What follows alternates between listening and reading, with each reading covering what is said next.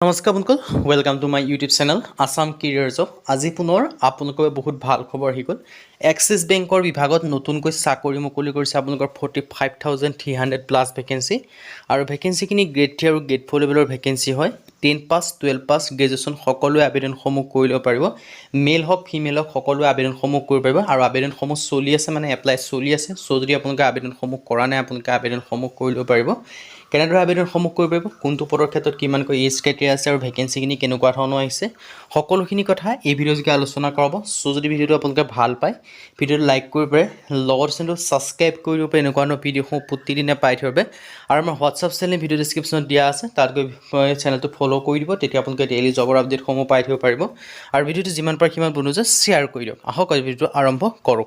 ভিডিঅ'টো আৰম্ভ কৰাৰ আগতে মই আপোনালোকক জনাই দিব বিচাৰিছোঁ, এই যিটো এক্সিছ বেংকৰ ভেকেঞ্চি আহিছে, তাৰ যদি আপোনালোকে প্ৰপাৰ অনলাইনটো আমাৰ থ্ৰুদি কৰাই ল'ম বুলি ভাবিছে, তেন্তে আমাৰ হোৱাটছআপ নম্বৰ স্ক্ৰীনত দেখিব পাৰিছে 9864881276। ইয়াত আপোনালোকে হোৱাটছআপত হাই বুলি মেছেজ কৰিলে হ'ল, আমি আপোনালোকক প্ৰপাৰ অনলাইনটো কৰি দিয়া হ'ব। আৰু যদি কল নকৰিব, কল কৰিলে এভেইলেবল নাপাব। চ' আমাৰ থ্ৰুদি আপোনালোকে আজি কৰি ল'ম বুলি ভাবিছে। আহক আজি ভিডিঅ'টো আৰম্ভ কৰোঁ। মই আপোনালোকক জনাইছোঁ ভেকেঞ্চিখিনি মুকলি কৰিছে এক্সিছ বেংক ৰিক্ৰুইটমেণ্টৰ ফালৰ পৰা 2025 বৰ্ষৰ কাৰণে। ইয়াত আপোনালোকে দেখিছে ভৰ্তি এক্সিছ বেংক ভেকেঞ্চি হয়। আৰু অৰ্গেনাইজেশ্যনেও আপোনালোকে ধুনীয়াকৈ দেখিব পাৰিছে এক্সিছ বেংকৰ ফালৰ পৰা ভেকেঞ্চিখিনি আহিছে। আৰু ভেকেঞ্চিখিনিৰ কথা যদি মই ক'বলৈ যাওঁ, গ্ৰেড 3 গ্ৰেড 4 লেভেলৰ ভেকেঞ্চি হয়। এছিষ্টেণ্টৰ ভেকেঞ্চি দেখিব পাৰিছে, অফিচাৰৰ ভেকেঞ্চি আছে, মেনেজাৰৰ ভেকেঞ্চি আছে, এডমিন এক্সিকিউটিভৰ ভেকেঞ্চি আছে, এক্সিকিউটিভৰ ভেকেঞ্চি আপোনালোকে দেখিব পাৰিছে, ক্লাৰ্কৰ ভেকেঞ্চি আছে, ড্ৰাইভাৰৰ ভেকেঞ্চি আছে।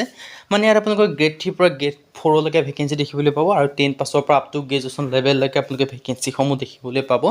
চ' যদি আপোনালোকে ইণ্টাৰেষ্টেড হয়, যদি আপোনালোকে আবেদনসমূহ কৰিম বুলি ভাবি আছে, তেন্তে ভেকেঞ্চিকেইটাৰ ক্ষেত্ৰত আবেদনসমূহ কৰি ল'ব পাৰিব। আৰু টোটেল পোষ্ট আছে ভেৰিয়াছ, বহুখিনি ভেকেঞ্চি আপোনালোকে দেখিবলৈ পাব।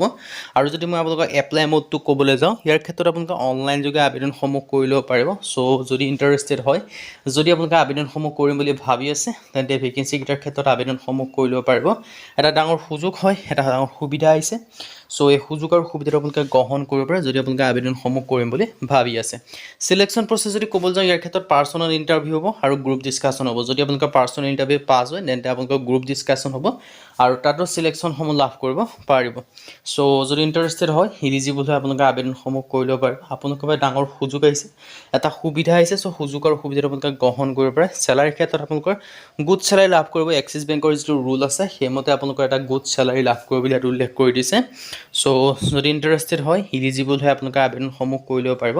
যেতিয়া আপোনালোকে এপ্লাই কৰিব, এপ্লাই কৰাৰ পিছত আপোনালোকক শ্বৰ্ট লিষ্টেড কৰিব কিছু সংখ্যক কেণ্ডিডেটক। সেই শ্বৰ্ট লিষ্টেড কৰাৰ মাজত ইণ্টাৰভিউ পাতিব।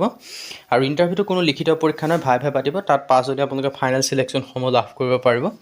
আৰু যদি মই এজ লিমিটৰ কথা ক'ব যাওঁ, মিনিমাম এজ 18 বছৰ হয়, মেক্সিমামটো উল্লেখ কৰা নাই।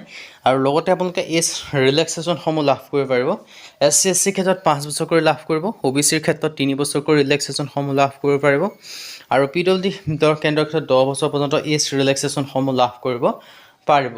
মানে চ' এটা ভাল খবৰে হয় আপোনালোকৰ বাবে, যদি আপোনালোকে আবেদনসমূহ কৰিম বুলি ভাবি আছে এক্সিছ বেংকত ফালৰ পৰা ভেকেঞ্চিখিনি, তেন্তে আবেদনসমূহ আপোনালোকে কৰি ল'ব পাৰিব। আৰু এপ্লিকেশ্যন ফিজৰ ক্ষেত্ৰত কোনো কেণ্ডিডেটে এপ্লিকেশ্যন ফিজ দিয়া প্ৰয়োজন নাই। জেনেৰেল OBCও কোনো এপ্লিকেশ্যন ফিজ দিয়া নাই। SC/SC কেণ্ডিডেটেও কোনো এপ্লিকেশ্যন ফিজ দিয়া প্ৰয়োজন নাই। যিসকলে আপোনালোকে আবেদনসমূহ যি কৰিম বুলি ভাবিছে, তেন্তে আবেদনসমূহ কৰি দিব পাৰে। কিন্তু কোনো কেণ্ডিডেটে ইয়াত এপ্লিকেশ্যন ফিজ দিয়া প্ৰয়োজন নাই বুলি উল্লেখ কৰি দিয়া হৈছে। চ' যদি ইণ্টাৰেষ্টেড হয়, ইলিজিবল হয়, আপোনালোকে আবেদনসমূহ কৰি ল'ব পাৰিব। এটা আপোনালোকৰ বাবে ডাঙৰ সুযোগ হয়, এটা সুবিধা আহিছে। চ' সুযোগ আৰু সুবিধাটো আপোনালোকে গ্ৰহণ কৰি আপোনালোকে আবেদনসমূহ কৰি ল'ব পাৰিব। ইয়াত ডিটেইলছখিনি আপোনালোকে ধুনীয়াকৈ দেখিব পাৰিছে। আপোনালোকৰ বাবে ডাঙৰ সুযোগ সুবিধা আহিছে। চ' সুযোগ আৰু সুবিধাটো আপোনালোকে গ্ৰহণ কৰি আবেদনসমূহ যি কৰিম বুলি ভাবিছে কৰি ল'ব পাৰিব। আৰু এডুকেশ্যন কোৱালিফিকেশ্যনটোৰ ক্ষেত্ৰত মই আকৌ জনাই দিছোঁ, 10 পাছ কৰিলেও আবেদন কৰিব পাৰিব, 12 পাছ কৰিলেও আবেদন কৰিব পাৰিব। নাইবা যদি আপোনালোকে গ্ৰেজুৱেশ্যন পাছ কৰিছে, তেতিয়াও আবেদন কৰিব পাৰিব। মানে 10 পাছৰ ক্ষেত্ৰতো ভেকেঞ্চি আছে, 12 পাছৰ ক্ষেত্ৰতো ভেকেঞ্চি আছে।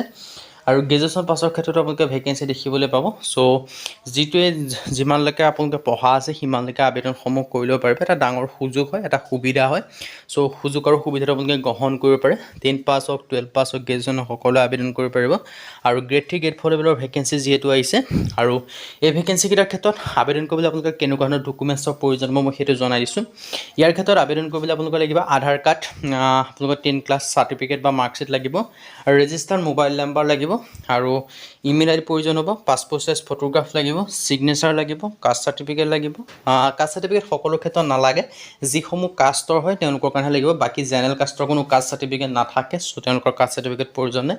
ছিগনেচাৰ লাগিব, কাষ্ট এজ প্ৰুফ লাগিব, মানে যিমানখিনি ডকুমেণ্টছ আছে গোটেইখিনি ডকুমেণ্টছ ইয়াত প্ৰয়োজন নাই। চ' যদি ইণ্টাৰেষ্টেড হয়, ইলিজিবল হৈ আবেদনসমূহ কৰি ল'ব পাৰিব। আৰু যদি আপোনালোকে আবেদনসমূহ নিজে কৰিম বুলি ভাবিছে, অনলাইন যোগে কৰিব পাৰিব, লিংকটো ডেছক্ৰিপশ্যনতে আছে। চ' যদি আপোনালোকে নিজে কৰিব নোৱাৰে, আমাৰ থ্ৰুদি প্ৰপাৰ অনলাইনটো আমি কৰি দিয়াটো বিচাৰে, তেন্তে আমাৰ হোৱাটছআপ নম্বৰ স্ক্ৰীণত দিয়াই আছে 9864881276। ইয়াত আপোনালোকে হোৱাটছআপত হাই বুলি মেছেজ কৰিলে হ'ল, আমি আপোনালোকক প্ৰপাৰ অনলাইনটো কৰি দিয়া হ'ব। কিন্তু আপোনালোকে কল নকৰিব, কল কৰিলে এভেইলেবল নাপাব। আজিলৈ